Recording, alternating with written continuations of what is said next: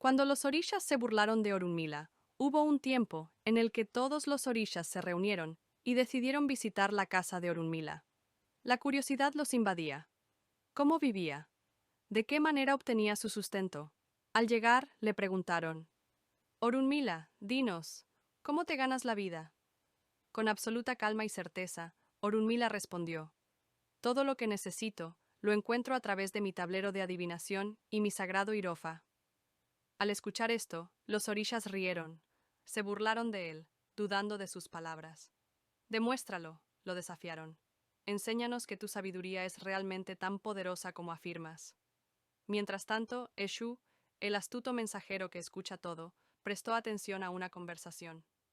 En las calles, alguien habló mal de Orunmila y poco después, esa misma persona cayó gravemente enferma.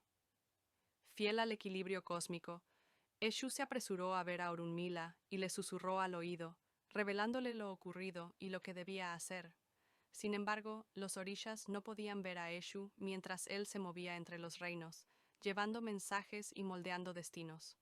Cuando la enfermedad empeoró, los orishas, ahora desesperados, acudieron a Orunmila en busca de una cura. Guiado por su sagrada sabiduría, realizó los rituales necesarios y, en poco tiempo, el moribundo sanó. Asombrados, los orishas ya no pudieron negar el poder del conocimiento de Orunmila. Organizaron un gran banquete en su honor, comieron y bebieron de la riqueza que él había obtenido gracias a su divina sabiduría, y desde aquel día nunca más cuestionaron su poder.